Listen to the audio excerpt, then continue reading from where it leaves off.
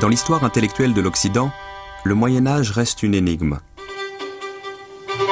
L'Europe, alors livrée aux barbares, tourne le dos à la pensée antique. Les traditions philosophiques et scientifiques grecques sont perdues. Puis, après une amnésie de 7 siècles, comme par miracle, ces traditions réapparaissent et irriguent à nouveau les grands débats intellectuels européens. Comment cette résurrection a-t-elle été possible ? Les trésors de la pensée antique n'ont-ils pas été, entre-temps, recueillis et développés ailleurs? C'est pour élucider cette énigme que Baghdad El-Nadi et Adel Rifat nous proposent un voyage à travers le temps. De la Mecque à Bagdad, du Caire à Fès, de Cordoue à Samarcande.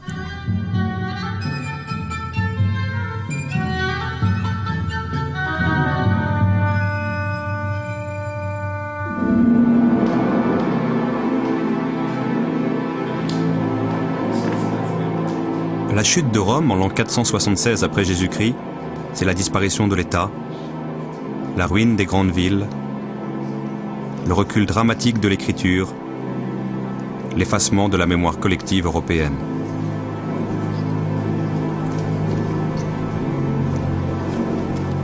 Tandis que s'éteignent les derniers feux de la romanité, l'Europe s'enfonce dans une longue période d'insécurité et de peur, sous le joug chaotique des tribus barbares qui viennent de détruire l'Empire.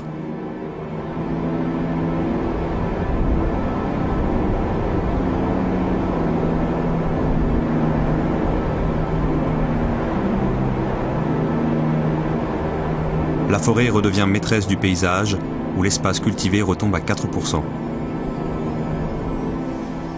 Tandis que l'Église, dans son combat contre le paganisme et les hérésies, s'efforce d'asseoir son autorité sur la hantise du péché et la peur de l'enfer. Dans les monastères, les manuscrits qui ont échappé au naufrage général de la culture antique sombrent dans l'oubli.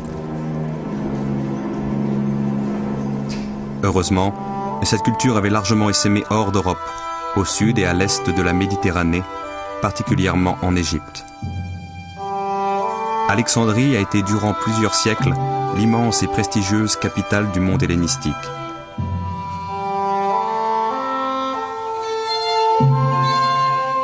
Son université, son académie, sa bibliothèque qui compta jusqu'à 700 000 volumes ont attiré les plus grands savants, Ptolémée, Archimède, Euclide, Hippocrate, Galien, jusqu'à Philon et l'école néoplatonicienne.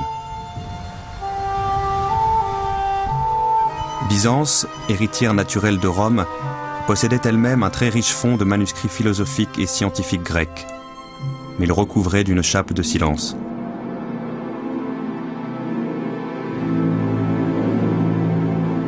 En proie à des crises religieuses récurrentes, elle ne se souciait pas d'entretenir de libres débats philosophiques, mais de consolider les dogmes du christianisme orthodoxe.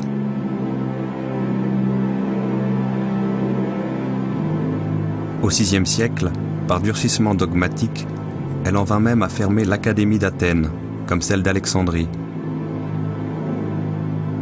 La plupart des savants qui entendaient perpétuer les savoirs de ces écoles cherchèrent alors refuge auprès de l'ennemi juré de Byzance, la Perse sassanide.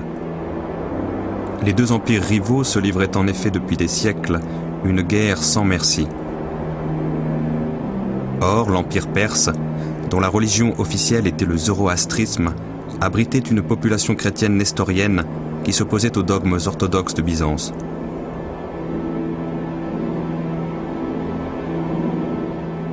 Cette rivalité doctrinale allait favoriser la survie en Perse de la tradition philosophique grecque, mais une survie au ralenti, comme en veilleuse, en attendant un souffle nouveau. Ce souffle allait venir de là où personne ne l'attendait, de la lointaine Arabie.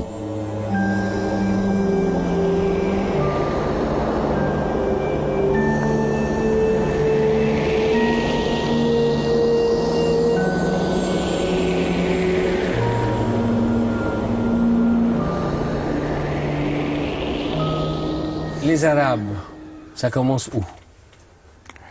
Ben, personne ne sait, mais la plus ancienne attestation, c'est vers 850, je crois, avant Jésus-Christ. Une bataille Karkar en Syrie, où il y avait une coalition de différents petits royaumes de l'époque, parmi lesquels il y avait, je ne me rappelle plus, 500 ou 800 chameliers arabes. Et c'est là qu'on voit le mot arabe pour la première fois pour désigner un peuple du côté de la Syrie-Palestine par là.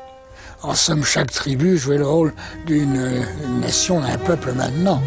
C'était une unité. Alors il y avait quelques institutions communes, comme il commence à y en avoir en Europe. La langue était commune pour la plupart, les trois quarts du pays. Ensuite, il y avait la littérature orale, la poésie surtout. Et il y avait ça, il y avait le calendrier.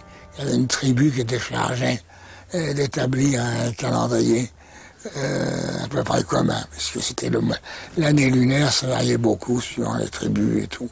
Alors bon, il y en avait fait une règle fixe. Au moins, ça avait l'avantage de fixer la date des foires. Il y avait des tribus tout à fait nomades, puis il y avait des semi-nomades, et il y avait, comme dans toutes les sociétés nomades, il y avait des cités, des villes caravanières.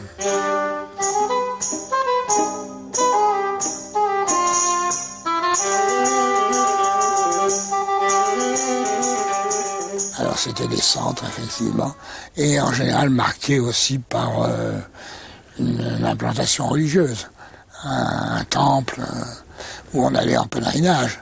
Alors nous avons le fameux pèlerinage de la Mecque qui dure jusqu'à maintenant, une fois qu'il a été islamisé, le Hajj. Mais nous savons, le Hajj c'est un mot sémitique général, c'est dit Hag en hébreu, qui veut dire fête, tout simplement.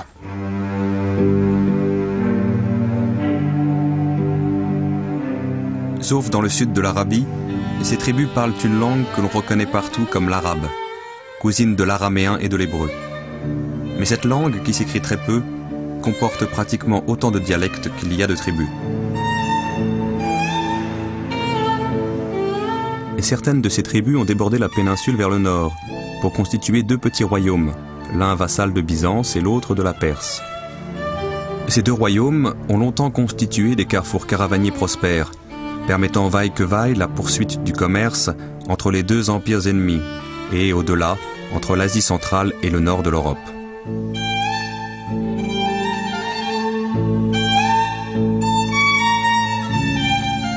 Mais dès le VIe siècle, l'effroyable guerre que se livraient les Byzantins et les Perses finit par provoquer la dislocation de leurs royaumes vassaux.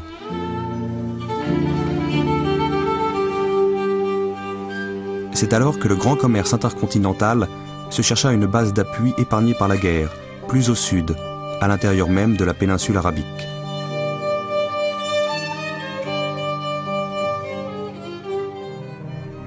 Ce fut la Mecque.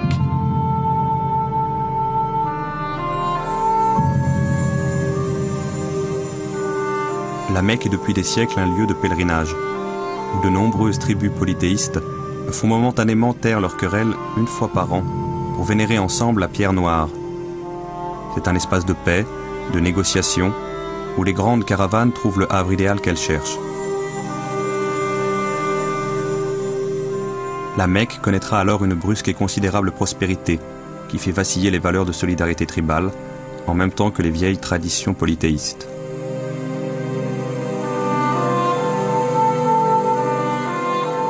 C'est sur ces entrefaites que Mohammed apparaît.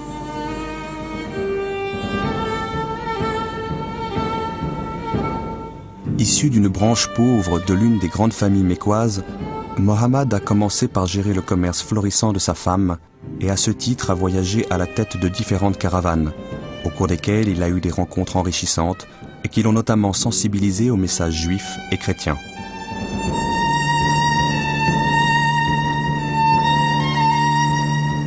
C'est un esprit supérieur, que ses prédispositions mystiques conduisent à effectuer quand il le peut des retraites solitaires en plein désert. Dans une grotte devenue fameuse, un jour de l'an 610, Alors qu'il a atteint la quarantaine, il est visité par l'ange Gabriel, qui lui enjoint de prêcher une nouvelle religion. En l'espace de 10 ans, cette religion fera de fervents adeptes parmi les proches du prophète, et surtout dans les rangs des Mécois les plus pauvres et des esclaves, sensibles à la tonalité égalitariste et conviviale du message prophétique.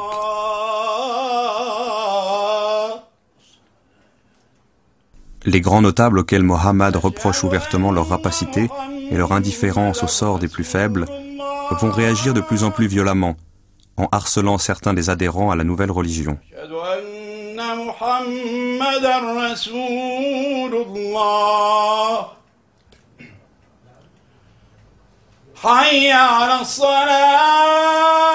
En 620, Mohammed est alors amené à émigrer vers Yathreb, rivale de la Mecque, qui deviendra Médine, la ville du prophète. C'est là qu'il posera les fondements d'une cité conforme à la nouvelle religion. L'islam est un monothéisme épuré à l'extrême, sans clergé ni rituel compliqué. À un Dieu unique et tout-puissant, le croyant s'adresse sans intermédiaire et rend individuellement compte de ses actes.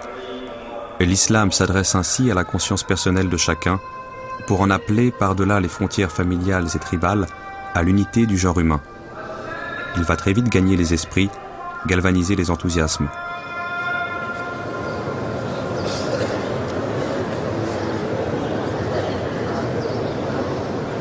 Mohammed se sent bientôt assez fort pour déclarer la guerre à la Mecque, établir contre elle des alliances tribales de plus en plus larges, séduire quelques-unes des personnalités mécoises les plus marquantes.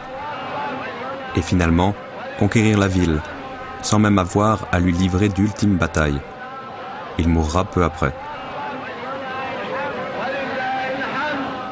Bon, il y a la prophétie, il y a l'islam, et en quelques décennies, quelque chose se met en marche. Oui. Et comment penser cette chose, justement, cet élan assez exceptionnel? Eh bien, c'est assez difficile à trouver l'explication. Alors évidemment, il y a l'explication miraculeuse, celle de l'islam traditionnel. C'était Allah, qui est Dieu, qui a voulu cela. Et il y a d'autres explications d'après les circonstances historiques et la valeur que ça avait pour unifier un certain nombre de tribus autour d'un message commun, de valeurs communes, etc., d'un côté, et puis les personnalités jouent un grand rôle, le génie de celui qui avait lancé ça, c'est-à-dire le prophète Mohammed, Mahomet en français, et qui l'avait fait en plus avec des dons de poète, dans un langage qui avait beaucoup frappé. Les principales tribus de la péninsule sont réconciliées entre elles par une foi qui soulève des montagnes, par un modèle d'organisation politique souple et efficace. Elles éprouvent un irrésistible besoin d'expansion territoriale, pour faire rayonner leur nouvelle foi, mais aussi pour déployer à l'extérieur l'énergie et le dynamisme qu'elles n'ont plus le droit d'exprimer les unes contre les autres. Grâce à l'autodiscipline de leurs troupes, au commandement inspiré de nombre de leurs chefs, au déclin déjà avancé des empires auxquels elles s'attaquent, leurs victoires sur tous les fronts sont foudroyantes.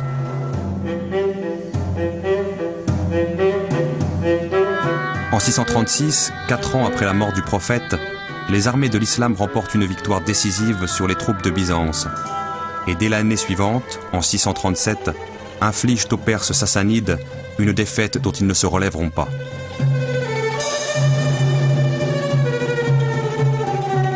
En 642, l'empire perse s'écroule, ouvrant la voie vers l'Inde. De son côté, Byzance perd la Syrie, la Palestine, l'Égypte, ouvrant la voie à l'Afrique du Nord. En 649, Chypre est occupée, puis Rhodes. Cet islam, Jacques Berck le salue comme un système qui, à une époque de lassitude du monde, voulut lui rendre sa jeunesse.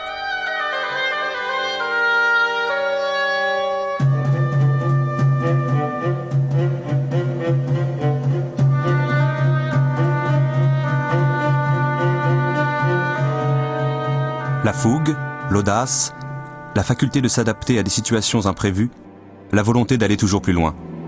Telles sont les qualités qu'on retrouve alors chez les grands capitaines de l'islam, en même temps qu'une extraordinaire humilité. Car ils sont pénétrés du sentiment que leurs victoires répondent d'abord à une volonté divine de favoriser l'expansion de l'islam.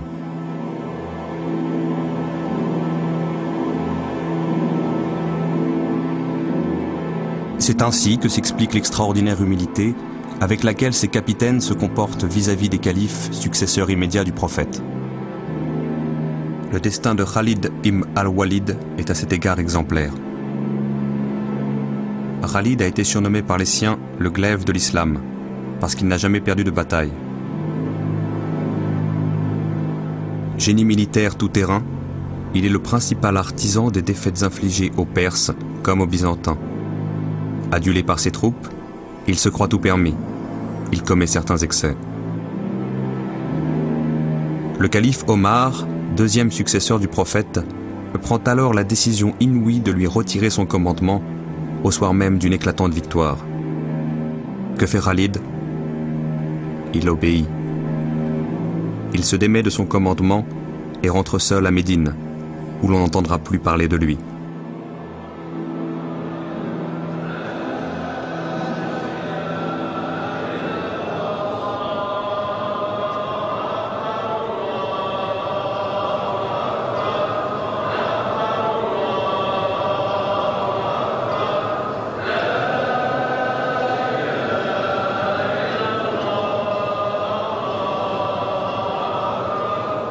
La force nouvelle que l'islam insuffle aux Arabes tient au contenu comme à la forme du message prophétique. Par le lien original qu'il établit entre la toute-puissance divine et la marge d'initiative humaine, l'islam incite le croyant à l'action et lui offre une destinée possible sur la terre.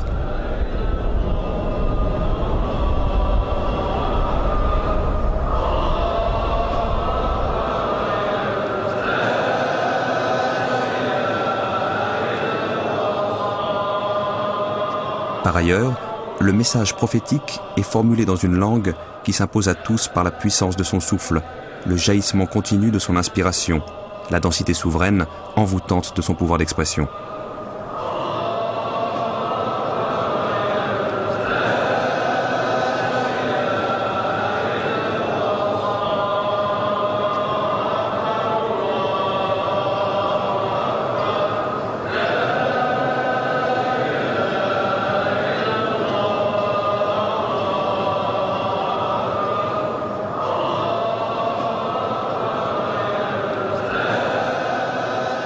Ce message transmis oralement commence à s'éparpiller après la mort du prophète, entre des compagnons et des témoins dont certains ont appris les textes par cœur.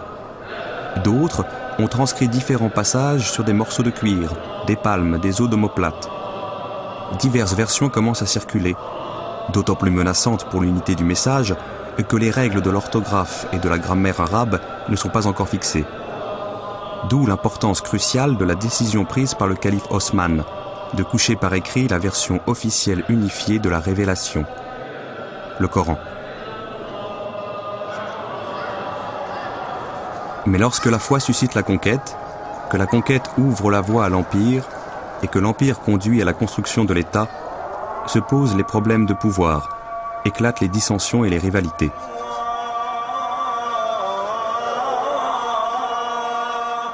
Une période s'ouvre où l'idéalisme religieux s'oppose au réalisme politique, où les divergences doctrinales se mêlent aux intérêts claniques.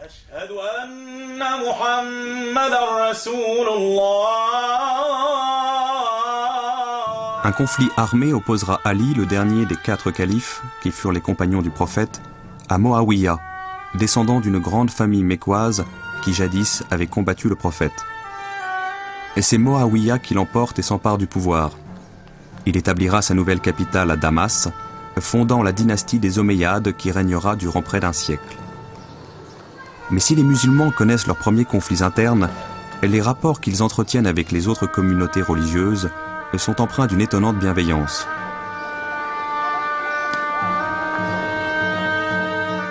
Les musulmans qui viennent d'occuper une ville chrétienne, où ils ne trouvent aucune mosquée, seront souvent enclins à partager les églises existantes avec les chrétiens.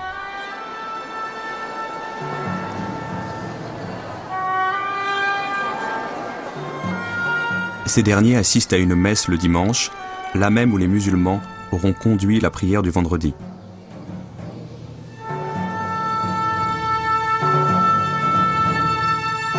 Les musulmans ne chercheront pas à forcer l'islamisation des peuples conquis. Au contraire, ils protégeront les autres cultes en se contentant de les soumettre à un impôt unique, la jizya.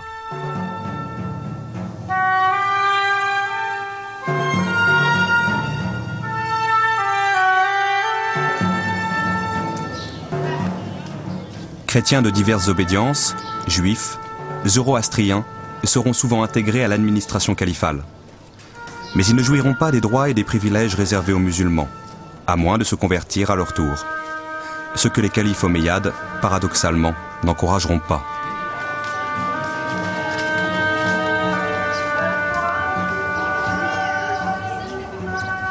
Car une question cruciale pour le destin de l'Empire commence alors à se poser. Un formidable pouvoir est échu en quelques décennies à l'aristocratie commerçante arabe et sur des dizaines de peuples, dépositaires de cultures et traditions millénaires, dont certaines sont beaucoup plus savantes et plus raffinées que celles des Arabes.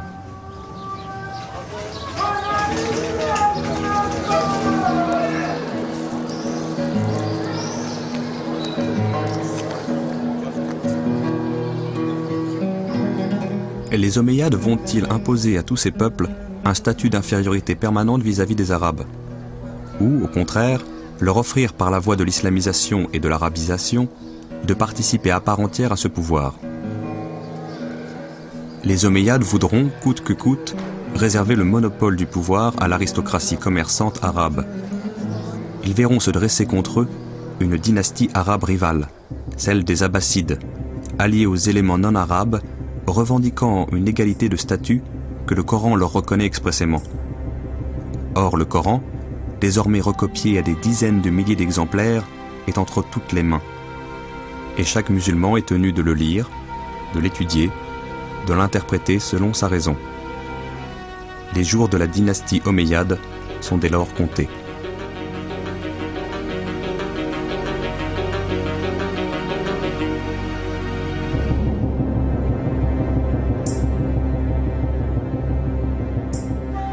Première dynastie de calife, entre 650 et 750 environ, c'était celui des Omeyyades. Alors là, c'était vraiment un empire arabe, une domination arabe, sans trop de complexe. Mais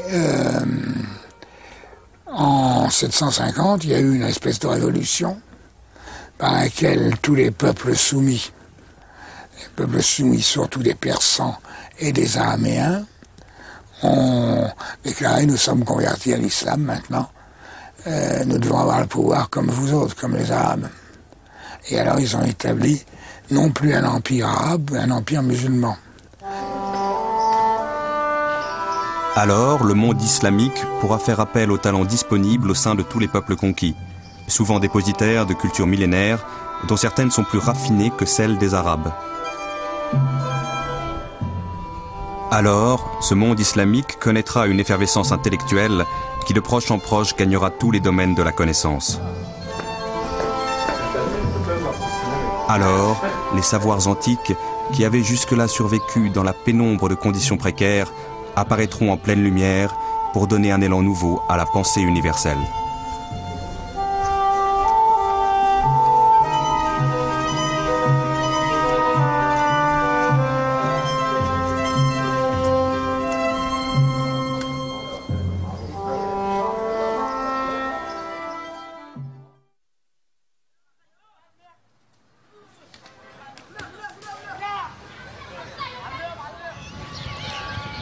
Dans la petite ville syrienne de Raqqa, le souvenir de l'âge d'or de l'islam est encore vivant.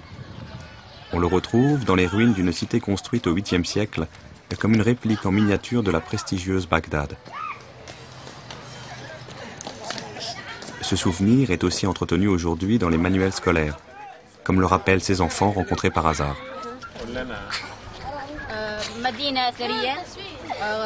قام ببنائها أبو جعفر المنصور وأكمل بنائها هارون الرشيد، وقد حاول هارون الرشيد في بناء هذه المدينة تقليد مدينة بغداد. نعم، كان هناك كثير من العلماء كالبستاني، وهو كان من مواليد الرقة وأبرز العلماء الفلكيين، وبرع حتى أن هناك منطقة في القمر تسمى على اسمه، تسمى بطيلموس العرب.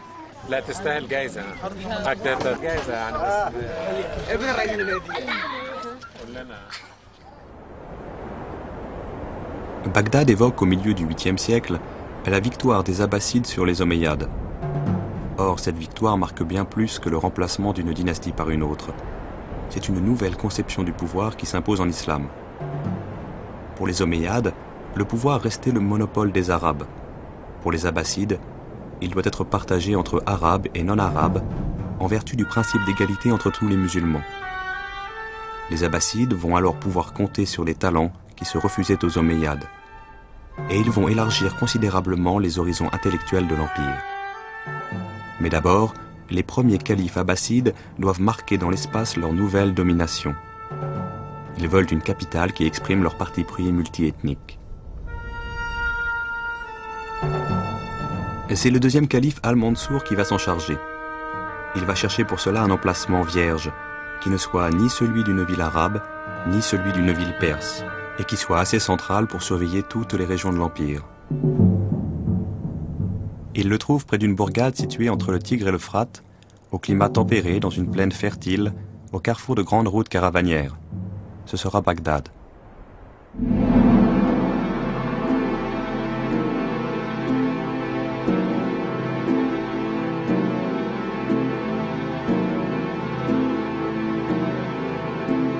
La ville ronde a été construite sous la direction de 4 architectes.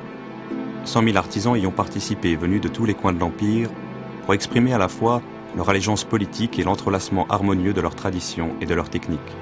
Ce gigantesque chantier a été achevé en 3 ans. Bagdad comptera jusqu'à 1 million d'habitants, d'origines et de religions diverses. À la même époque, Rome, la ville la plus peuplée d'Occident, ne comptera que 30 000 habitants, et Paris, guère plus de 5 000. Mais nous ne pouvons plus rien voir aujourd'hui de la capitale abbasside. Construite en briques, plusieurs fois abîmée ou détruite puis reconstruite, elle disparaîtra définitivement lors des invasions mongoles au XIIIe siècle.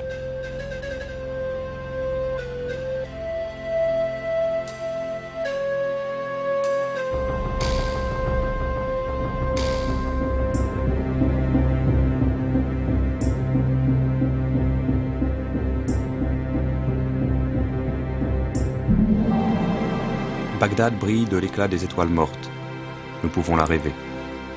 La rêver à travers les témoignages de ses contemporains, à travers les légendes et les mythes qu'elle a inspirés, et puis à travers la présence des cités de l'islam encore vivantes. Car ces cités furent bâties dans son sillage, conçues par rapport à elle.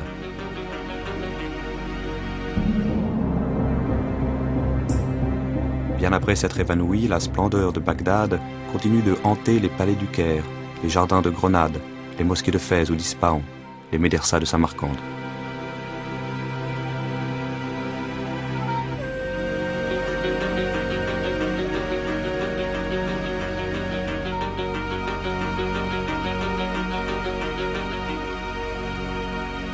Un contemporain s'émerveille. Bagdad, centre du monde, nombril de la terre. Elle n'est à nul autre comparable en dimension ou en grandeur, par la majesté de ses bâtiments, par l'abondance de ses eaux jaillissantes, par la pureté de son air. Habitée par une multitude de races venant de toutes les régions, des plus proches aux plus lointaines, chacun de ses habitants y possède sa boutique ou son commerce. C'est pourquoi la ville regorge de richesses.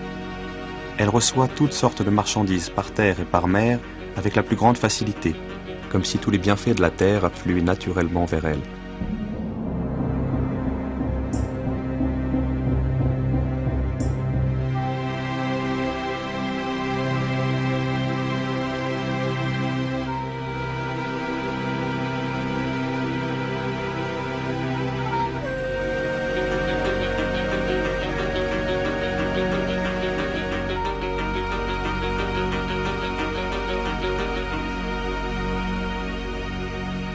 Bagdad est ainsi devenue la capitale mythique des 1001 nuits. La voilà, cette grande et merveilleuse ville, où l'on vient de tous les endroits du monde. Vous y verrez une multitude de peuples. Vous n'y aurez pas le froid insupportable de l'hiver, ni les chaleurs excessives de l'été. Vous y jouirez toujours des fleurs du printemps, ainsi que des fruits délicieux de l'automne.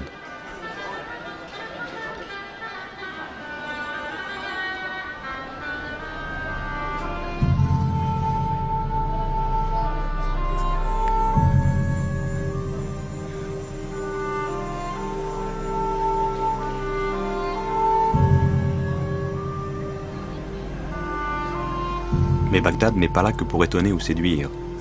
Elle est là pour gouverner le monde. Ses califes vont installer des bureaucraties, mettre en place des institutions, susciter des vocations. Ils vont s'appuyer sur deux cordes claires. D'une part, les lettrés religieux dépositaires de la parole révélée, et d'autre part, une élite séculière de savants, de philosophes et de fonctionnaires, appelés à éclairer la réflexion des princes, à préparer leurs choix, à répercuter leurs décisions. Cette élite va trouver un formidable protecteur en la personne du calife Al-Ma'amoun.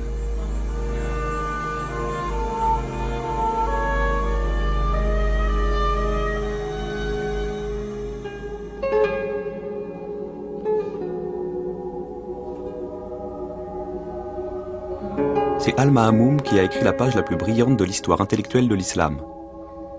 Devenu calife, il a offert sa protection et son soutien à tous les esprits libres de son époque, notamment en les défendant contre les théologiens traditionalistes.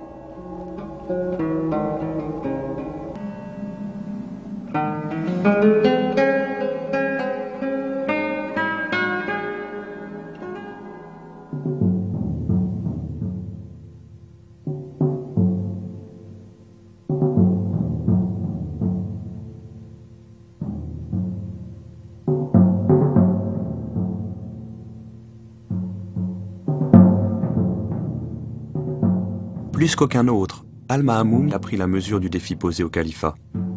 Pour gouverner un empire aussi vaste, en assumant la diversité de ses populations et de ses cultures, il lui fallait à la fois mobiliser tous les talents de son époque et faire appel à tous les savoirs acquis au cours des époques précédentes.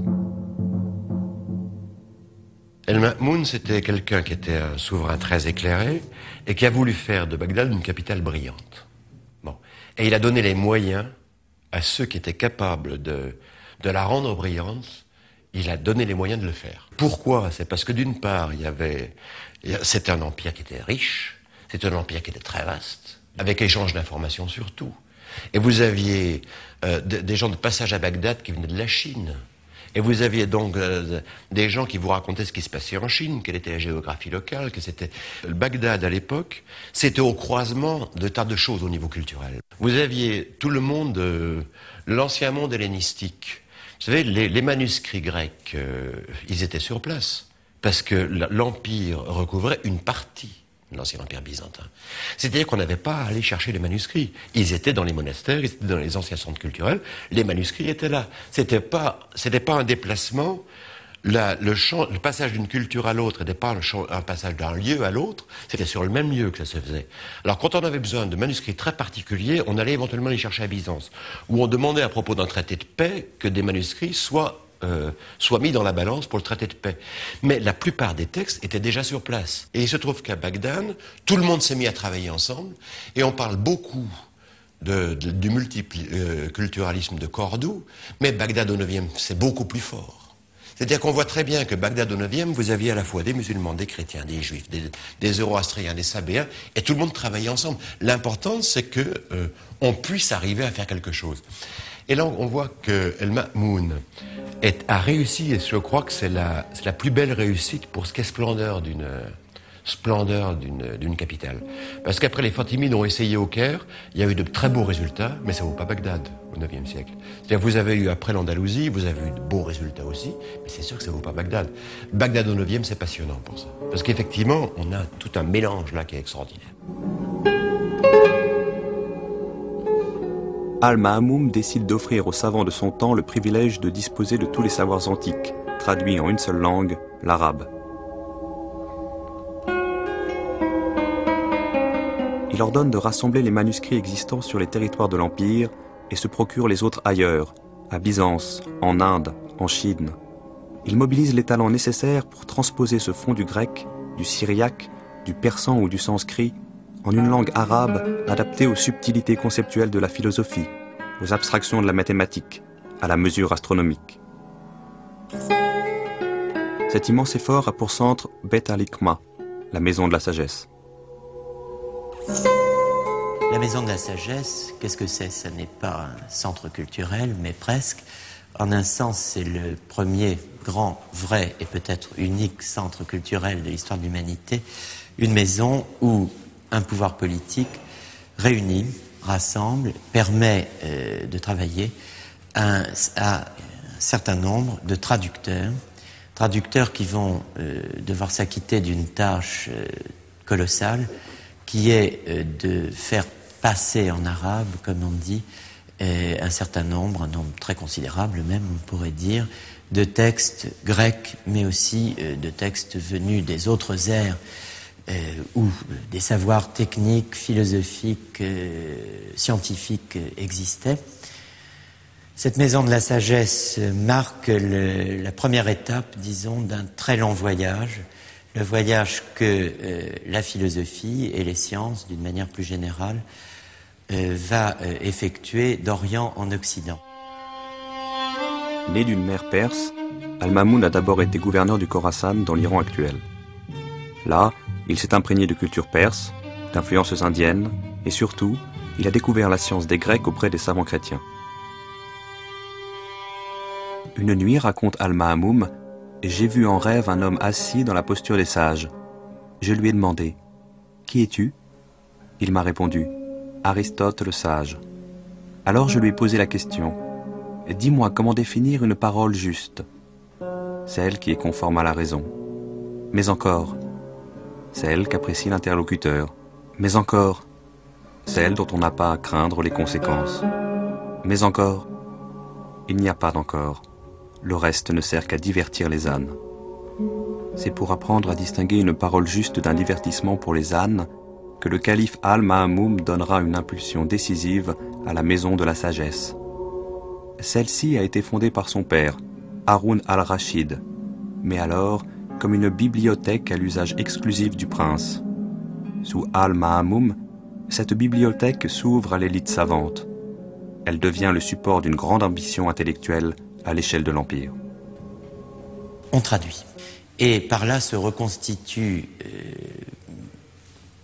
la philosophie grecque complète, presque complète, à une époque où, par exemple, dans l'Occident chrétien, le savoir antique a entièrement fait naufrage, où les livres sont devenus rares et où la culture supérieure a pratiquement déserté l'espace social, politique et religieux. Donc on a là quelque chose de tout à fait exemplaire et fascinant d'un certain point de vue. Au fond, on peut dire que grâce à cette maison de la sagesse qui réalise en quelques années ce programme de traduction, le monde arabe s'approprie littéralement la culture des Grecs, la poursuit, la développe et entre véritablement dans l'histoire de la philosophie qui n'est pas une histoire européenne ou une histoire grecque, c'est une histoire plurielle et cette pluralité commence à Bagdad. Tous les mardis, le calife convie les savants présents à Bagdad pour une journée de réflexion. Cette journée commence par les ablutions d'usage, se poursuit par un repas, puis se prolonge par des débats ouverts sur les questions d'actualité, de philosophie et de science. Al-Ma'moum partage avec ce cénacle ses interrogations, ses intuitions et même ses doutes.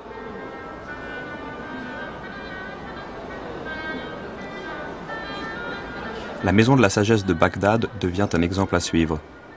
Elle essaime dans de nombreuses villes de l'islam, et cette fois non seulement chez les princes, mais aussi chez de grands notables, des hommes de culture, des médecins. De la bibliothèque royale, on passe à la bibliothèque publique, puis à la bibliothèque privée.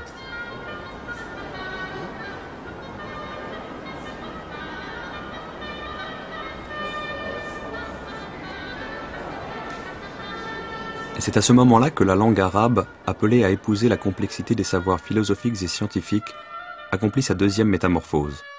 Le message prophétique a donné à cette langue sa puissance incantatoire. Les grammairiens du IXe siècle vont apporter à son répertoire profane une richesse et une rigueur exceptionnelles.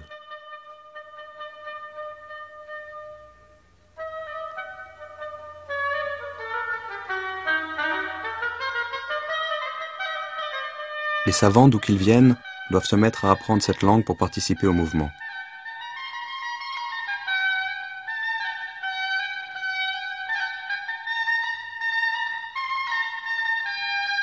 Al-Biruni raconte « J'ai été élevé dans une langue, celle du Khorezm, où la science se trouverait aussi à l'étroit qu'un chameau dans une gouttière.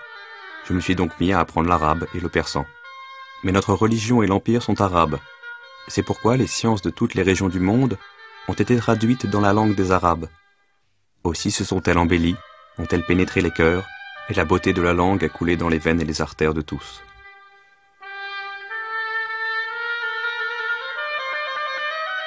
Il y a un engouement général pour la lecture, pour le savoir. Il est favorisé par l'introduction et la diffusion du papier, selon des techniques importées de Chine.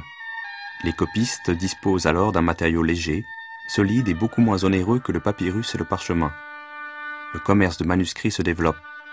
Les boutiques de libraires, ouvertes à tout public, se multiplient.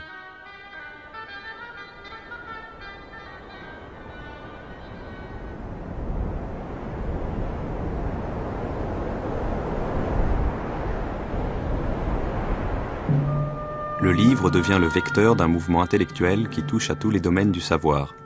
C'est ainsi que l'inestimable gisement des manuscrits grecs, que l'Europe avait oublié et que Byzance se refusait à exploiter pour des raisons dogmatiques, peut réintégrer dans la langue des Arabes le flux vivant de la pensée universelle.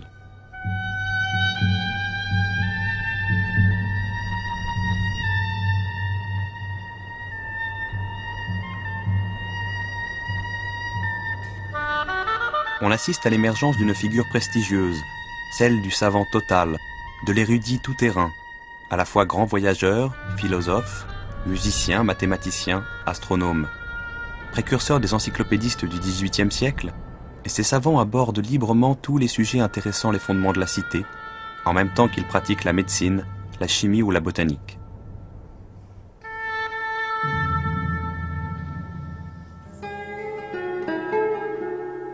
À leurs yeux, l'islam n'oppose pas la raison à la révélation. Au contraire, l'islam tient la raison pour un irremplaçable instrument de la pensée.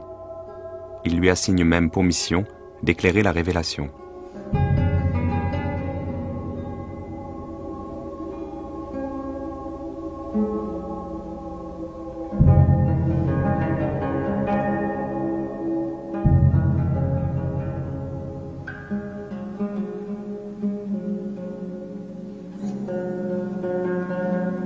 L'islam ne se présente pas comme une religion irrationnelle. Il y a des aspects dans le Coran, c'est bien connu, qui prônent la réflexion. Et les sciences islamiques s'étaient déjà formées, étaient rompues à la discussion, etc. Donc ce n'était pas... il y avait toute une armature rationnelle. Mahmoud, il a voulu, je pense, si on prend le problème de ce point de vue-là, sa décision politico-culturelle a consisté à introduire un usage de la raison que les musulmans n'avaient pas inventé, qui avait été inventé par d'autres, mais qui pouvait avoir son intérêt. Et ce qui me confirme dans cette idée, c'est un passage d'ailleurs assez connu du philosophe Al-Kindi, qui a été d'ailleurs très bien en cours auprès de Mahmoud. Au début de son livre de la philosophie première, il donne son programme, et son programme philosophique, son programme de philosophe, c'est de rassembler tout ce que les philosophes ont trouvé dans les temps précédents, de faire passer cela en arabe, de le mettre à la portée de l'époque, et de cette façon-là, de compléter la philosophie. Et qu'est-ce que ça veut dire compléter la philosophie? On le voit par l'intention générale de son œuvre, c'est retrouver ce qui a été inspiré aux prophètes d'un seul coup, et que les hommes mettent des siècles à retrouver.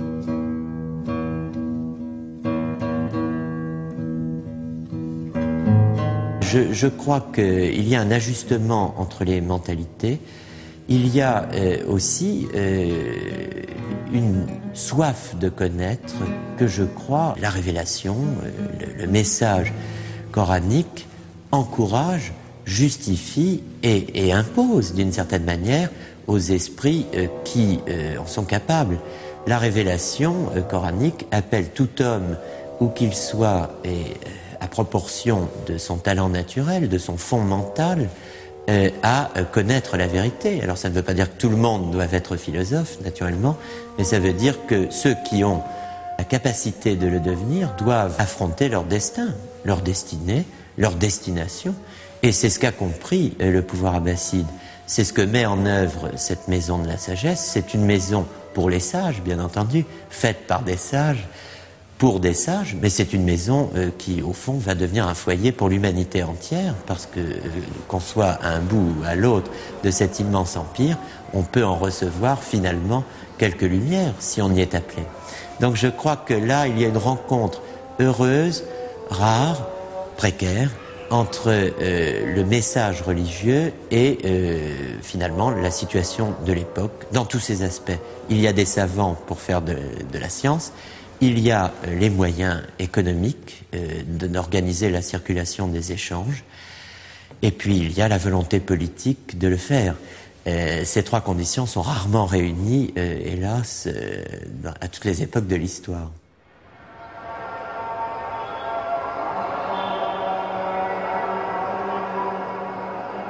Recherche, débat, controverses passionnées suscitent un bouillonnement intellectuel qui exaspère les lettrés traditionalistes. Pour ces derniers, la liberté de conscience va trop loin. Elle risque de mettre en question l'omniscience divine.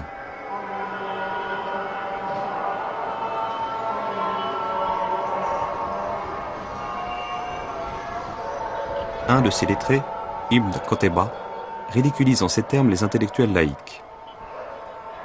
Le fin du fin, pour eux, est de lire des choses sur la marche des astres, de s'intéresser à la logique, alors qu'ils ne comprennent rien à la loi de Dieu.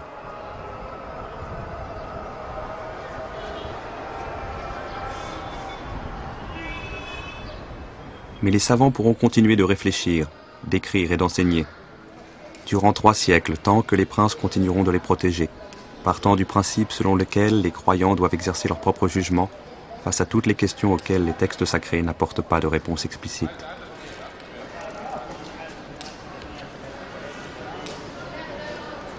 Le vrai titre de gloire de Bagdad au cours de cet âge d'or, il est là. C'est d'avoir osé penser que l'homme pouvait accéder, par l'expérience et la raison, à des vérités qui, loin d'insulter à la parole de Dieu, permettaient au contraire de l'éclairer. Que les savoirs profanes, acquis ici-bas, convergeaient naturellement vers cette parole, comme vers leur clé de voûte, dans le ciel.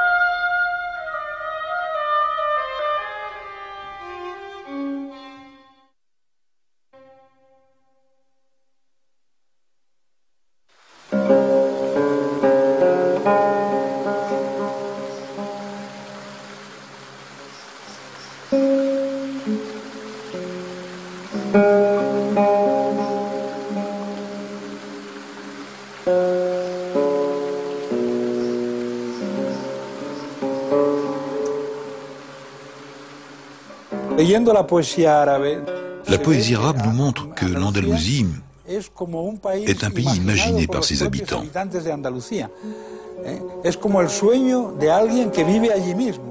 Il semblerait que ces habitants les construisent à l'image de leurs rêves. Alors ils ont développé l'agriculture, le jardinage, le monde urbain, la cuisine, une façon de comprendre le temps, la poésie, la relation avec les femmes, toute une série de valeurs qui, en fin de compte, représentent le rêve arabe. De nos jours, lorsqu'un arabe parle de l'Andalousie, il parle encore d'un rêve, d'une puissance, de son califat. Mais en réalité, il parle d'une grande œuvre, d'un immense décor dont le monde arabe avait besoin à cette époque pour se réaliser pleinement.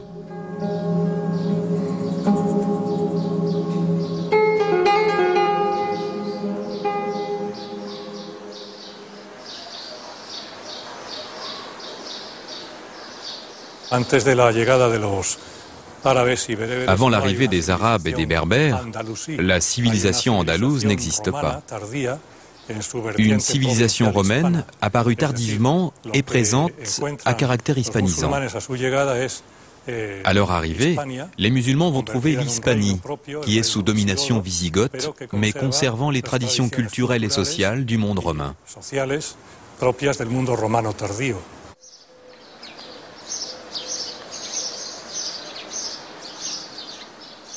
C'est en 710 qu'un comte chrétien, Julien, se rend auprès du gouverneur musulman de l'Afrique du Nord, Moussa ibn Nusayr, pour faire miroiter à ses yeux toutes les richesses de l'Espagne. Il insiste sur la facilité avec laquelle Moussa pourrait les conquérir, du fait de l'irrémédiable décomposition politique du pays. Tenté mais hésitant devant les risques, le gouverneur consulta d'abord Damas, où le calife omeyyade finit par autoriser une simple expédition de reconnaissance, avec cette recommandation: gardez-vous bien d'exposer les musulmans au danger d'une mer démontée. Les Arabes ne possédant pas d'embarcation, c'est le comte Julien qui dut fournir les 4 bateaux sur lesquels furent transportés les 300 fantassins et 100 cavaliers qui firent la première expédition. Simple razzia, mais concluante puisqu'elle sera suivie en 711 d'une deuxième expédition beaucoup plus conséquente, sous la direction de Tariq, qui allait donner son nom au détroit, Djibal Tariq, devenu Gibraltar.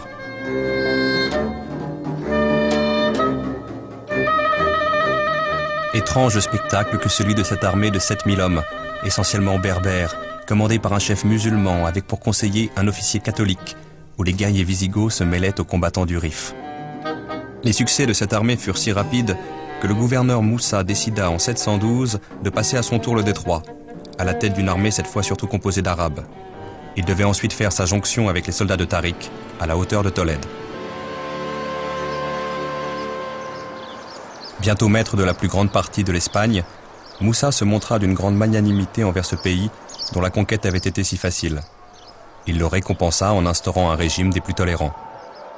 On raconte même qu'il reprocha amèrement à Tariq d'avoir inutilement versé le sang de quelques chrétiens lors de la seule vraie bataille qu'il avait eu à livrer jusqu'à Tolède.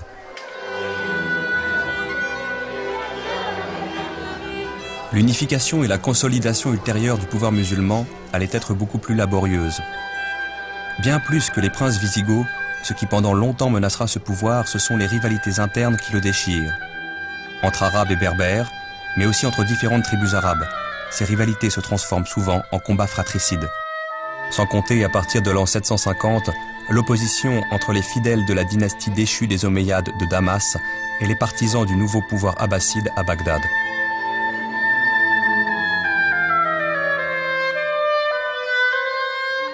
L'Andalousie sera justement le terrain de la revanche des Omeyyades sur les Abbassides. Un jeune prince omeyyade, seul rescapé du massacre de sa famille, va réussir à gagner l'Espagne et à fédérer sur son nom les principales forces musulmanes. Un émirat omeyyade est créé, avec Cordoue pour capitale, qui parviendra peu à peu à stabiliser ses bases politiques et à établir en Espagne une suprématie musulmane incontestée. Au début du Xe siècle, Abdelrahman III fera de Cordoue la capitale d'un califat rival de Bagdad.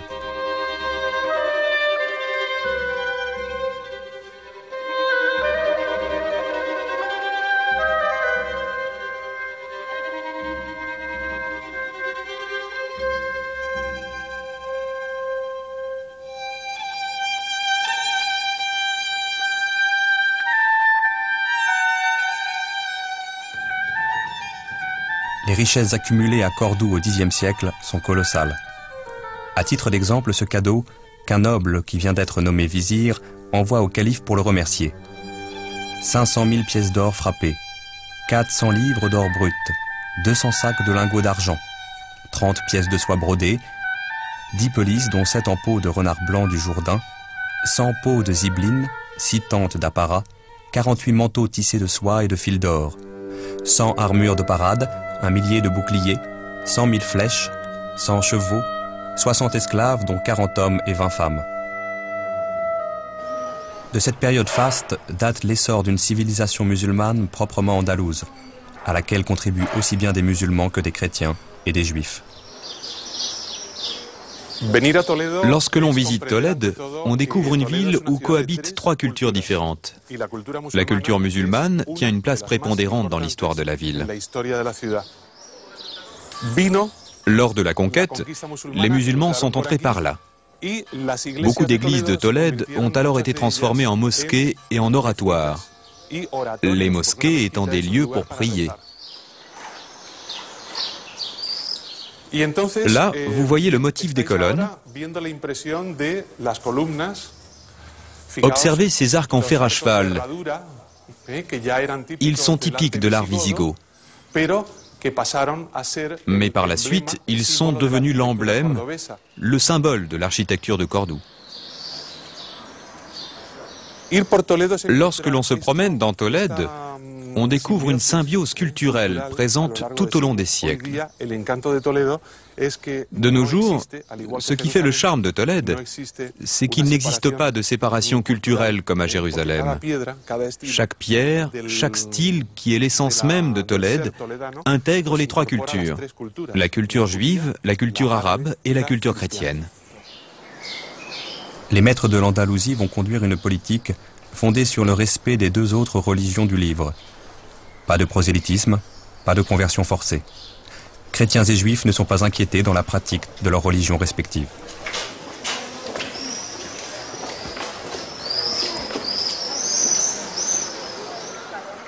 Même lorsque l'on assiste à des conversions massives de chrétiens, désireux de bénéficier du statut fiscal préférentiel accordé aux musulmans, les communautés restées chrétiennes continuent de prospérer à l'abri des persécutions. Elles gardent leurs églises, leurs couvents, des chefs chrétiens responsables, des percepteurs spéciaux. Elles ont même des magistrats appliquant sous le contrôle de l'administration musulmane le code gothique du Liber Judicum.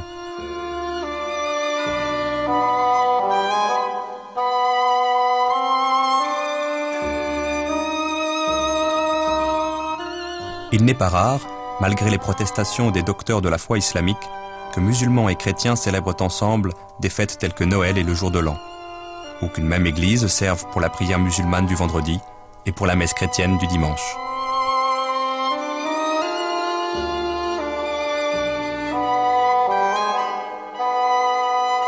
Juifs et chrétiens vont occuper des postes parfois importants dans l'administration musulmane, certains d'entre eux devenant des familiers ou des conseillers des califes et des princes. Lorsqu'à certains moments des fanatiques catholiques provoquent délibérément le pouvoir en proférant des insultes publiques contre l'islam, ils sont condamnés à mort, mais généralement désavoués par leurs propres coreligionnaires. Quant aux Juifs, ils maintiennent une loyauté totale à l'égard de l'administration califale.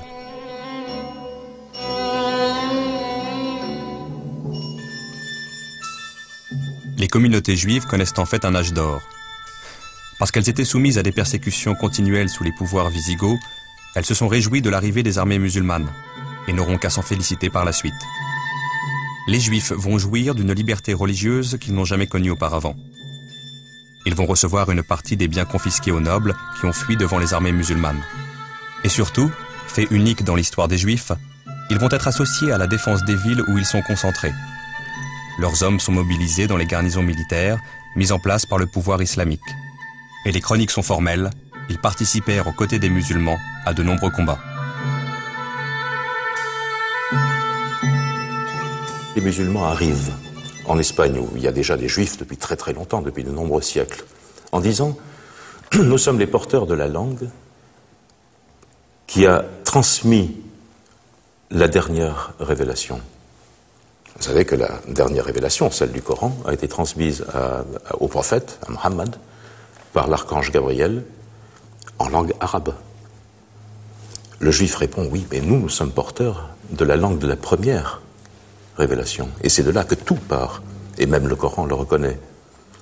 Il s'établit une émulation, une guerre au sens noble du terme, c'est-à-dire qu'entre les deux langues, entre les deux cultures, entre les deux pensées, il y a émulation. Et c'est le moment certainement le plus riche de l'histoire de l'Espagne. Il est dit dans le Coran que les gens du livre seront sauvés. Ce qui est assez unique, parce que les autres grandes religions monothéistes ne reconnaissent pas comme gens du livre des gens qui ne sont pas de la religion propre. Donc c'est déjà un élément de tolérance.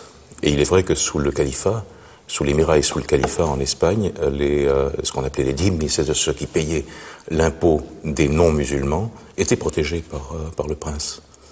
Donc c'est un élément, si vous voulez, de tolérance. Al-Andalus est à son apogée lorsque le califat brille de tous ses feux, c'est-à-dire lorsque Tolède est sous l'influence islamique.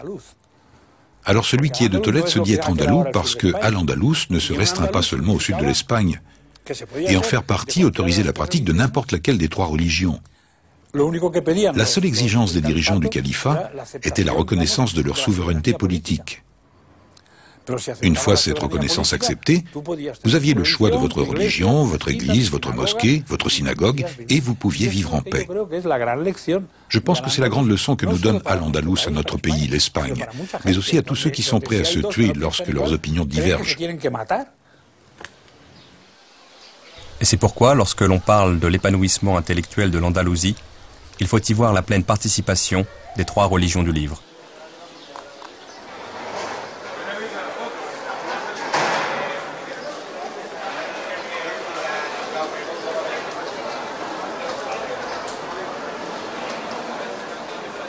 En dépit de la rivalité politique qui l'oppose à Bagdad, Abdelrahman II envoie un grand savant en Mésopotamie pour rechercher, acheter ou recopier des ouvrages scientifiques traduits du grec et du persan. Il pensionne richement astronomes et médecins. Ayant un droit de préemption sur toutes les marchandises importées, il lui arrive d'accorder audience à des marchands récemment arrivés d'Arabie ou de Byzance pour se voir offrir leurs livres les plus précieux. Les marchandises les plus prisées et les plus chèrement payées en Andalousie, ce sont alors les livres rares.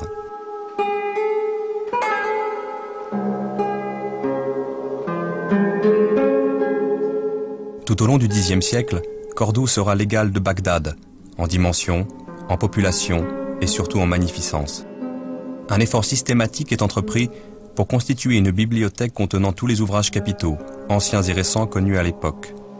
Un réseau de dépisteurs, de collecteurs, de copistes, étendu à l'ensemble du monde islamique, achemine vers Cordoue une fabuleuse collection d'ouvrages, égale en importance à celle des califes abbassides. On cite le chiffre de 400 000 volumes. À Cordoue même, une armée de scribes, de relieurs, d'enlumineurs veillait à l'entretien de ces trésors.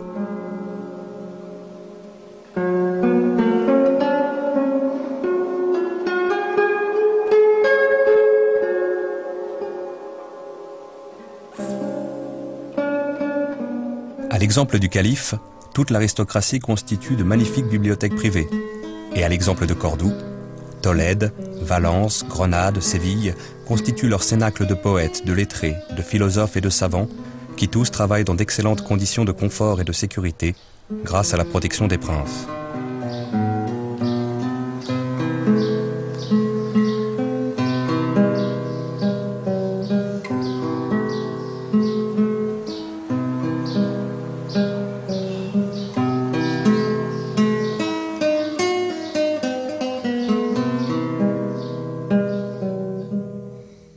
La langue arabe devient dès le IXe siècle la langue de culture de toutes les communautés, jusqu'au cœur de l'aristocratie catholique.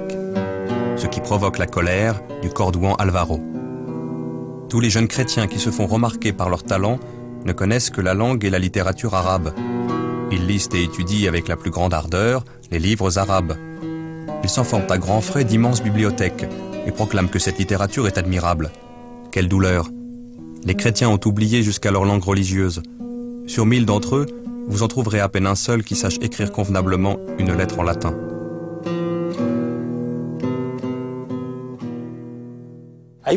Dans beaucoup de poèmes, il est écrit que celui qui a vécu en Andalousie ne pourra jamais aller en enfer, car il a déjà vécu au paradis. Ils avaient l'impression de vivre dans un endroit merveilleux. C'est un sentiment qui perdure encore de nos jours chez les Andalous. L'Andalou croit encore de nos jours que Séville et l'Andalousie sont ce qu'il y a de mieux au monde. Il croit que celui qui ne boit pas de vin à Séville n'en boira jamais ailleurs, et que les plus belles femmes du monde sont à Séville.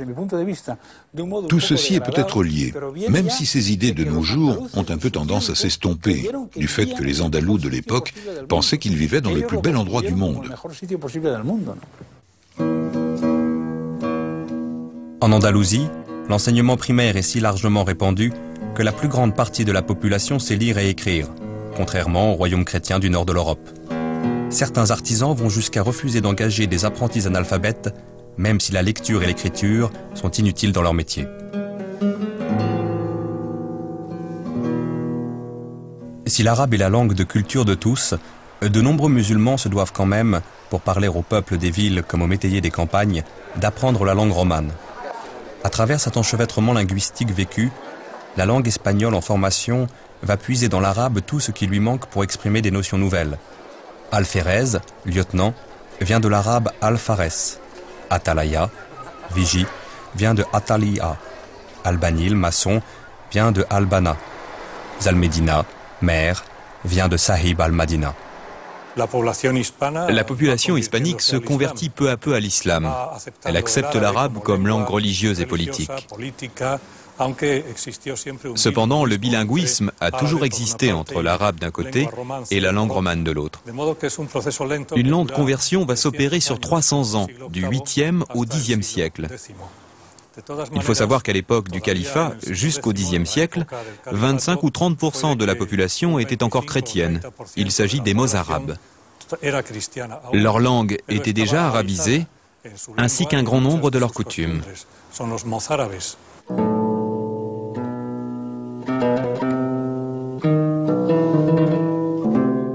Cependant, la domination culturelle n'empêche pas un jeu d'influence réciproque en profondeur entre les différentes communautés. Ainsi, phénomène unique en société musulmane, les femmes commencent à sortir sans voile, à briller dans les milieux cultivés, à se distinguer dans certains cénacles par leur talent de poétesse et de lettrée. Quelque chose d'essentiel bouge dans le statut figé de la femme, qui d'ailleurs soulèvera l'indignation de nombreux docteurs de la loi islamique.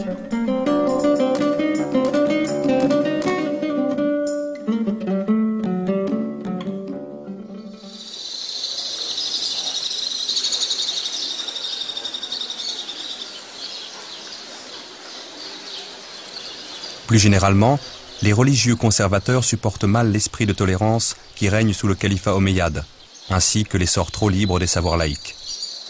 Ils vont s'efforcer d'y mettre fin, ou du moins d'y mettre un frein, chaque fois que l'occasion leur semblera bonne. À partir de la fin du Xe siècle, à la faveur de l'effondrement du califat et de la prolifération des petits royaumes indépendants, les princes musulmans subissent la pression croissante des conservateurs. Ceux-ci prônent un durcissement dogmatique et demandent plus de foi et moins de raison, plus de piété et moins de liberté. Certains princes les entendent, d'autres persistent dans la volonté de défendre la pensée, de protéger les penseurs, de maintenir un certain mode de vie.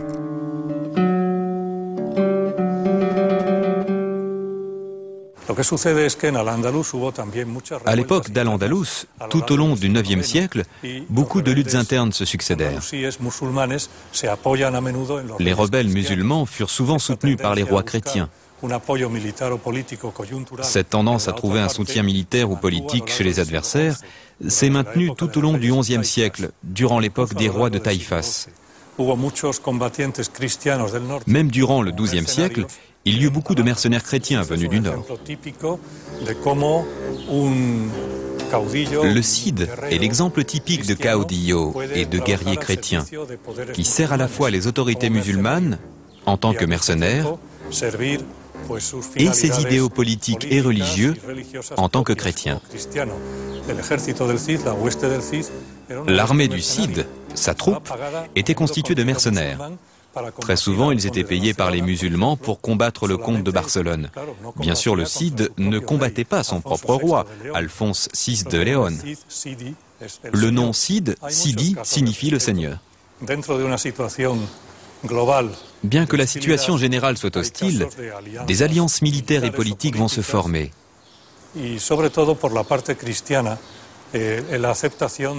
Ce sont principalement les chrétiens qui vont accepter les coutumes et les habitudes de la vie quotidienne des musulmans.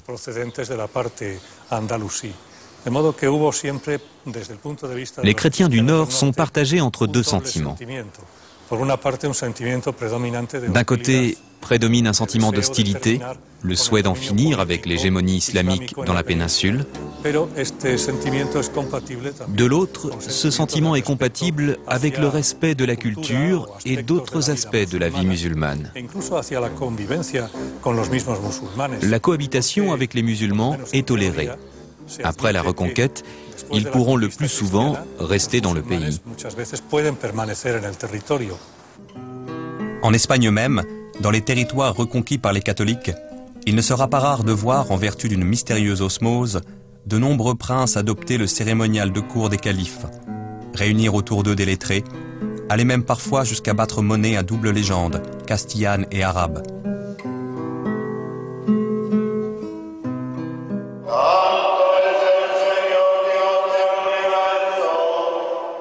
Ce qui nous frappe encore dans le formidable corps à corps de l'islam et de la chrétienté, dont l'Espagne aura été le siège durant 8 siècles, c'est ce miracle de deux mondes qui se sont affrontés sans se fermer l'un à l'autre. C'est le mystérieux démenti de la culture au fanatisme, qui fera que jusqu'au XVe siècle, dans les villes reprises par les princes catholiques, on continuera de convoquer les talents et les savoirs arabes, détenus par des juifs, aussi bien que par des musulmans.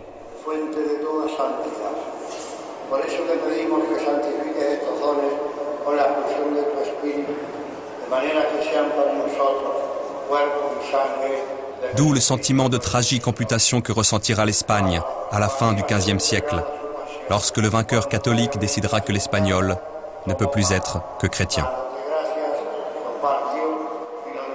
Notre nostalgie en Espagne est d'un ordre plus moral et plus éthique. C'est-à-dire, les plus nostalgiques parmi nous sont des gens qui se rendent compte à quel point nous avons été tronqués de deux parties essentielles de notre culture. C'est-à-dire, est espagnol, un juif, un musulman et un chrétien. Or, nous ne sommes restés que des chrétiens. Où sont, ou pour paraphraser Villon, mais où sont nos juifs et nos musulmans d'antan? Et là, il y a une terrible nostalgie.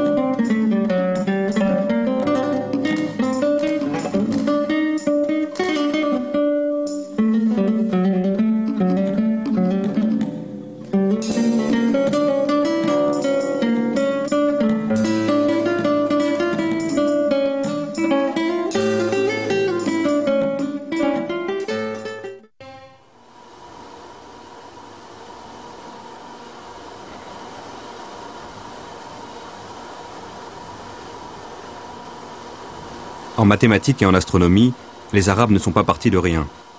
Ils sont partis de là où étaient arrivés les savants grecs. Le premier point de départ et le plus important, c'est la Grande Grèce.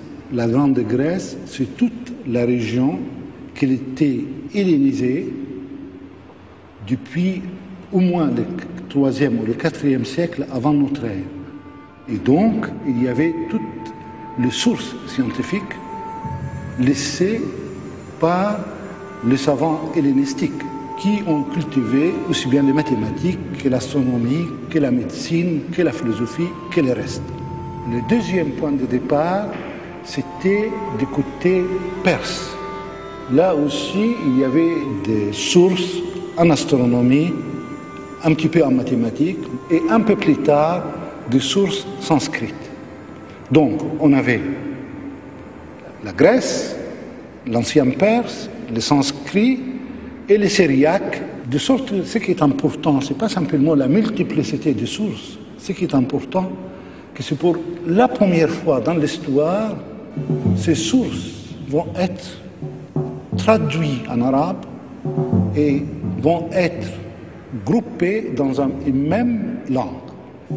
Et toutes ces sources vont être maintenant lues et étudiées en arabe, ce qui crée la première, pour ainsi dire, bibliothèque internationale au sens du monde de l'époque.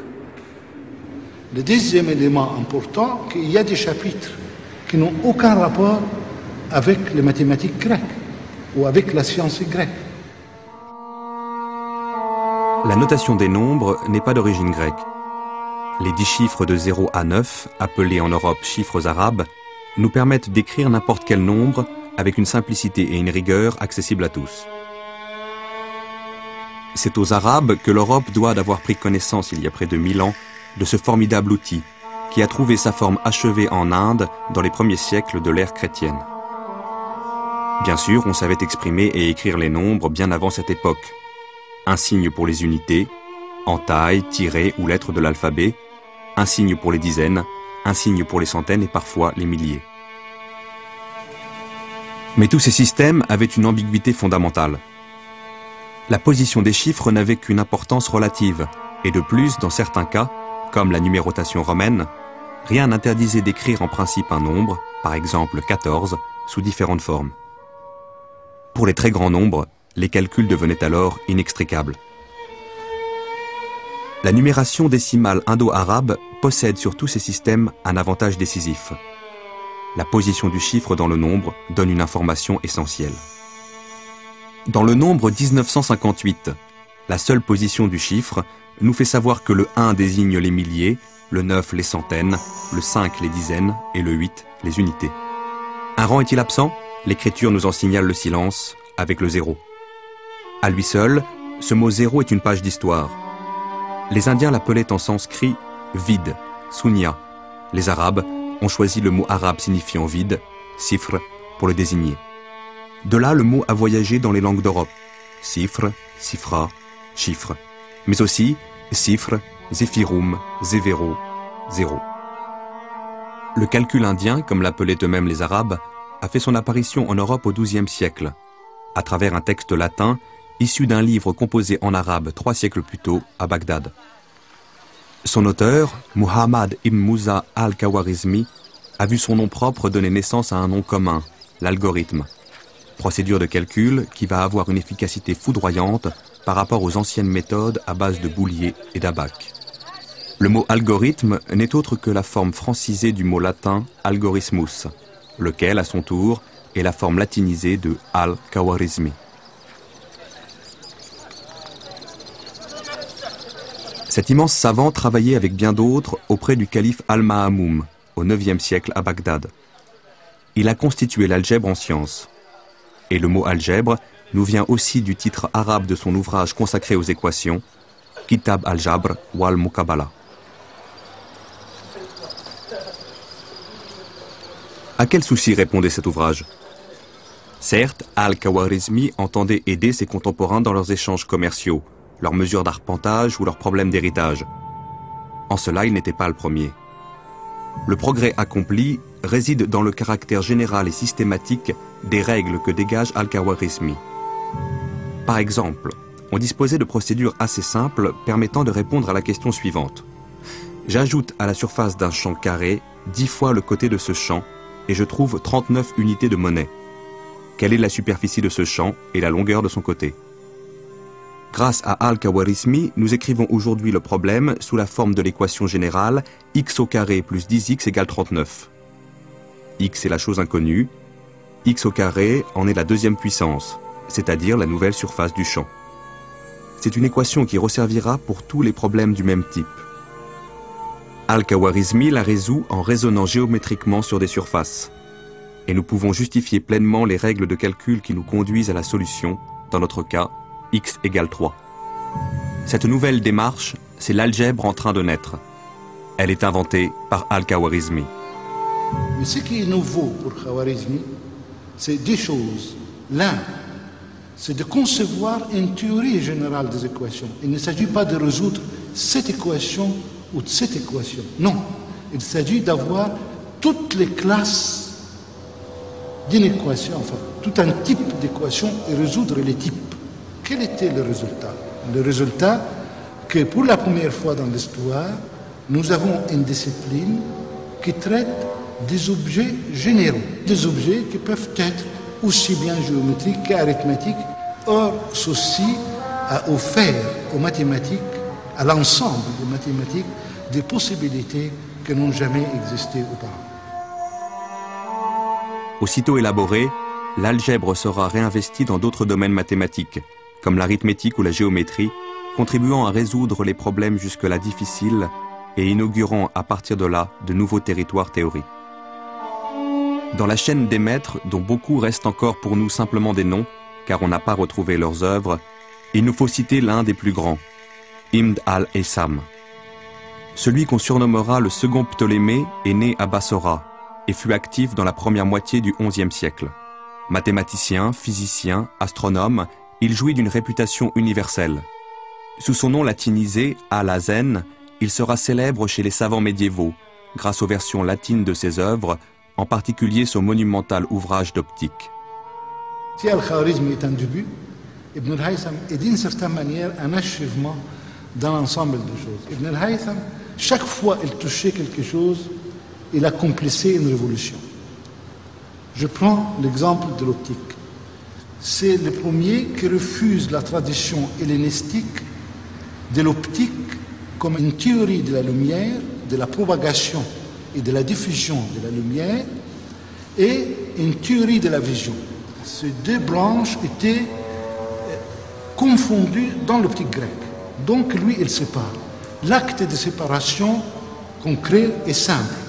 C'est que la lumière ne sort plus de l'œil pour éclairer les objets. Non, la lumière vient de l'extérieur, n'est-ce pas, dans l'œil. Or, cette séparation a été accomplie grâce à des choses. La première, qui est désormais en optique, quelle qu'elle soit la branche, il faut que ça soit géométrisé. Deuxièmement, en optique, il y a une preuve, l'expérimentation est une preuve nécessaire qu'il faut accomplir quand on travaille en optique. Étudier les miroirs ardents, c'est les concevoir et les fabriquer, afin de faire converger les rayons du soleil en un point donné. Selon une légende tenace, Archimède aurait élaboré un tel dispositif, qui fut utilisé lors de la bataille de Syracuse pour incendier la flotte ennemie. Reprenant et perfectionnant certains auteurs grecs, qui prétendaient pouvoir reproduire l'exploit d'Archimède, les savants arabes affrontent des problèmes à la fois théoriques et expérimentaux, comme la propagation de la lumière, la forme et la dimension des miroirs, la réflexion des rayons et les moyens de les faire converger. Ibn al-Haytham fait franchir des étapes décisives à toute l'optique en général. Il faudra attendre Kepler, 6 siècles plus tard, pour retrouver des avancées comparables.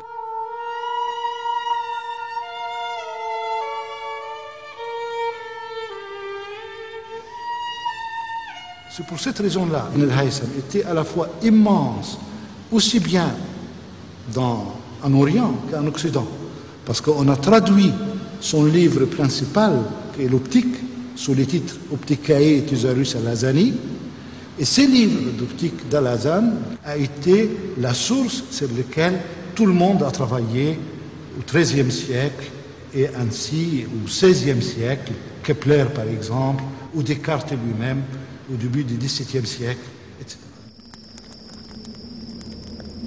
La mathématique arabe est indissociable de l'astronomie. Al-Haytham n'est pas seulement mathématicien et physicien, il est aussi astronome. Il va contribuer à critiquer le modèle de Ptolémée sous lequel s'est bâtie toute l'astronomie de cette époque. Avant Ptolémée et bien avant l'arrivée des Arabes, la majorité des civilisations observant le ciel, les Babyloniens, l'Égypte pharaonique, voient la Terre comme le centre du monde. On l'imaginait plate, avec une voûte céleste tournant autour de celle-ci. Depuis le VIe siècle avant notre ère, les Grecs savent que la Terre est ronde. Ptolémée arrive au IIe siècle. Bon, Ptolémée, IIe siècle, c'est le plus grand astronome, le couronnement de l'astronomie hellénistique. Disons qu'après Ptolémée, il y a eu des commentateurs de Ptolémée, mais il n'y a eu aucune recherche en langue grecque. Bon, donc on a Ptolémée, qui est la fin d'une époque, qui a fait la synthèse de tout ce qu'il y avait avant lui, qui a créé ses propres modèles, et qui a donc fait quelque chose au milieu du IIe siècle, qui est resté le manuel type d'histoire de l'astronomie. C'est un manuel qui commence par la Terre, ensuite qui donne toutes les observations sur l'horizon, et il prend le Soleil, la Lune, et tous les astres fixes, et tous les autres astres ensuite. Et cet ordre-là sera gardé pour toute la suite. Le modèle de Ptolémée, c'est quoi? La Terre est ronde et immobile au centre de l'univers. Autour d'elle pivote la toile du ciel avec des étoiles fixes les unes par rapport aux autres, à l'exception de certains objets célestes qui évoluent sur cette toile de fond selon des trajectoires pouvant paraître aberrantes. Nous savons aujourd'hui que la Lune, Mercure, Vénus, le Soleil, Mars, Jupiter et Saturne, que les anciens appelaient les 7 planètes, composent en fait avec la Terre un système mobile dont le centre est le Soleil, et non la Terre. Leurs trajectoires ne suivent donc pas exactement la rotation de la voûte céleste, telle que la voyaient les Grecs. Les Arabes vont reprendre l'héritage de Ptolémée qui avait commencé à expliquer ces trajectoires aberrantes en élaborant un premier modèle géométrique. Des cercles emboîtés tournent autour de la Terre, auxquels on adjoint des cercles dont le centre n'est pas celui de la Terre, les excentriques, ainsi que des petits cercles dont le centre lui-même est mobile, les épicycles. À partir de Ptolémée autour de 150, vous avez eu des commentateurs de Ptolémée, mais plus personne n'a fait, on n'a que quelques observations isolées entre le 2e et le 9e siècle. On a donc une pratique de l'astronomie qui avait complètement disparu.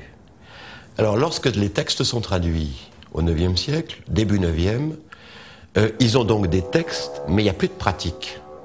Il faut donc retrouver comment se fait une pratique. L'Almagès est traduit en 825-826. Dès 827, il y a 2 observatoires créés, un à Bagdad, un à Damas.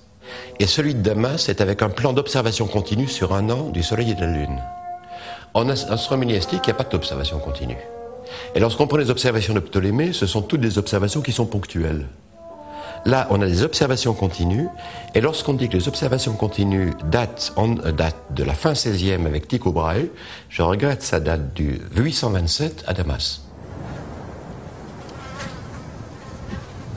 Les Arabes s'aperçoivent que le modèle de Ptolémée n'explique pas tout. Il va falloir rajouter et rajouter des cercles qui rendent ce modèle incroyablement complexe, sans pour autant tout expliquer. D'autant plus que les Arabes, pratiquant l'observation astronomique sur des échelles et des durées encore jamais égalées, détectent de plus en plus d'incohérences dans le modèle de Ptolémée. Mais le modèle géométrique mis au point par les Arabes permet de prédire par exemple où sera la planète Mars le 5 mars à telle heure.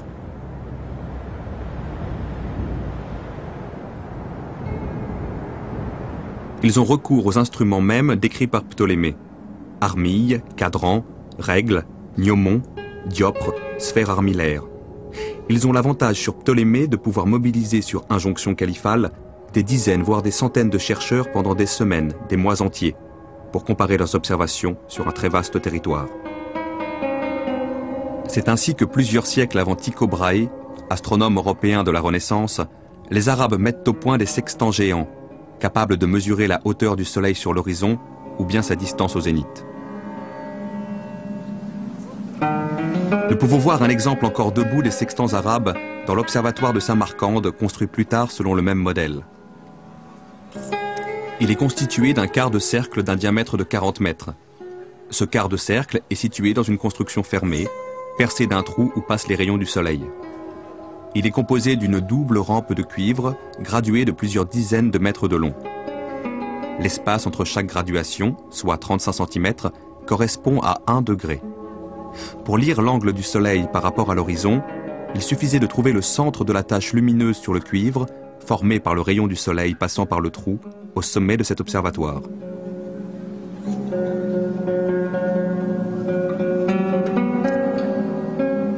La science des astres commande des questions d'ordre religieux aussi bien que pratique. L'heure des prières, la direction locale de la Mecque, l'apparition du croissant lunaire indiquant le début du mois de jeûne de Ramadan, mais aussi l'orientation en mer, le calcul de la position d'un lieu. On voit apparaître en Égypte au XIIIe siècle de nouvelles fonctions telles que celle du muwaqit, astronome chargé de réglementer les heures des prières, ainsi que celle du Mikati, chargé au sens large de la mesure du temps, sans lien direct avec une institution religieuse. Mais l'astronomie continue de se poser aussi des problèmes purement théoriques. La question pratique posée est immédiatement dépassée et qu'on a des études théoriques immédiatement qui n'ont plus aucune application pratique, qui sont simplement par un jeu de recherche. Et par exemple, Thabit Nkora, il prend toutes les orientations possibles de plans. Et il se demande comment arriver à calculer les lignes d'heure sur ces plans, et il fait une étude exhaustive là-dessus. Ça n'a aucun intérêt du point de vue pratique. Quelqu'un qui lui a dit, écoute, moi ce que je veux savoir, c'est où sera l'heure de la prière. Mais il dit, oh, ben, écoute, tu te débrouilles. C'est-à-dire qu'en gros, on a un traité de gnomonique, qui est un traité qui n'a plus aucun intérêt pratique, qui n'a plus que l'intérêt de la recherche. La recherche théorique progresse donc en même temps que s'accroît la durée et l'échelle des observations. Le problème de la visibilité du croissant lunaire le soir du 29e ou du 30e jour va provoquer un sérieux ébranlement dans la perfection du modèle de Ptolémée. C'est le problème le plus compliqué de l'astronomie ancienne, car un nombre incroyable de paramètres rentre en jeu. En suivant à la lettre le modèle de Ptolémée, on devrait observer une variation du diamètre de la Lune. Or, bien sûr, les Arabes savaient à l'époque que c'était faux grâce à leurs observations. En étudiant cette question, les Arabes s'aperçoivent donc que le modèle de Ptolémée ne marche pas.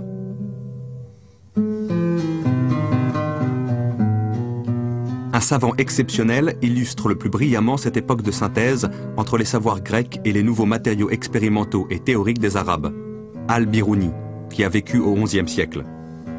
Maîtrisant le persan, l'arabe et le sanskrit, il est l'auteur de 180 ouvrages, dont 35 en astronomie pure.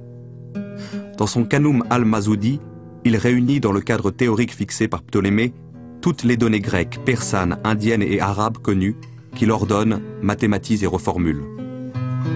Mais alors, dans un autre coin, ça c'était le Caire, autour du première moitié du XIe siècle, vous avez Ibn Haytham, qui est mort après 1040 à peu près. Hein, bon.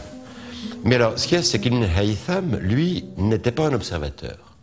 Mais c'était quelqu'un qui avait un mathématicien exceptionnel, un physicien exceptionnel, et qui prend simplement les travaux d'astronomie qui ont été faits jusque-là, et il fait un petit traité qui s'appelle les doutes sur Ptolémée. Et il reprend Ptolémée en fonction de tous les travaux antérieurs, sur les 2 siècles précédents, en langue arabe. Et il voit que Ptolémée ne tient plus. Et effectivement, il donne toutes les incohérences de cette géométrie de l'univers de chez Ptolémée, parce qu'il montre que tout ce système de cercles était incohérent, parce qu'étant donné les mouvements qui doivent exister dans le ciel, on ne peut pas arriver à inclure dans des corps concrets les mouvements imaginés par Ptolémée. Le système de Ptolémée se fissure, mais reste toujours irremplaçable.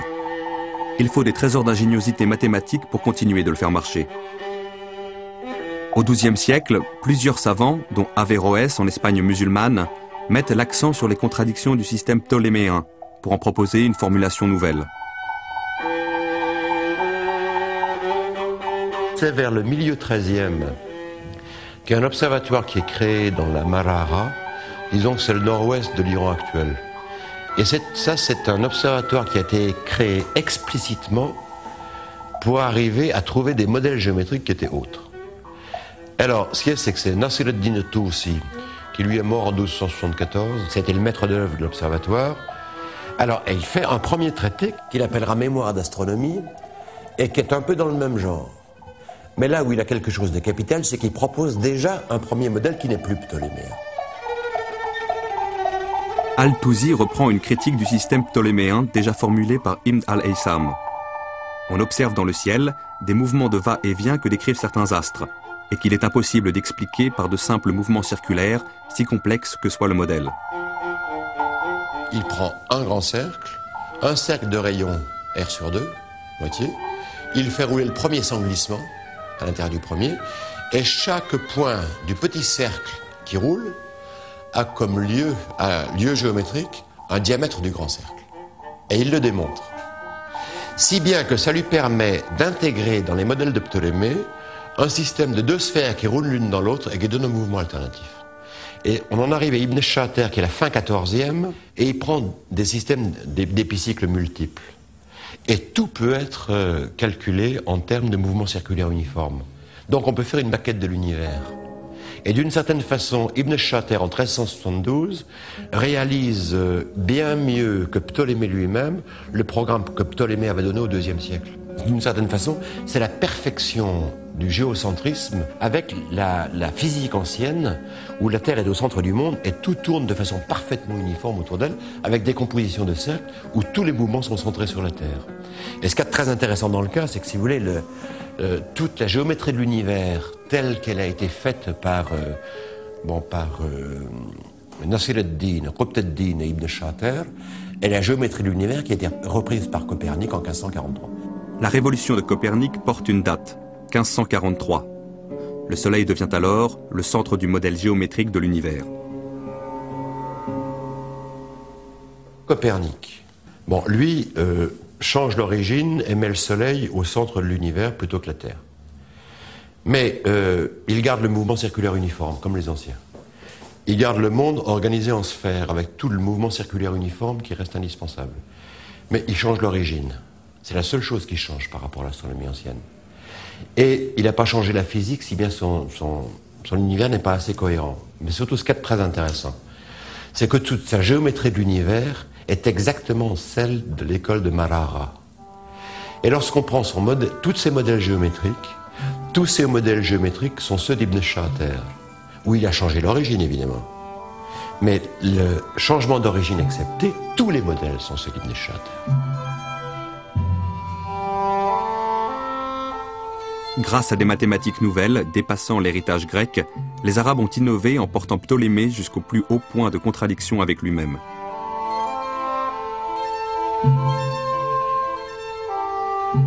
C'est par là qu'ils ont préparé la révolution copernicienne et frayé la voie à la renaissance scientifique de l'Europe.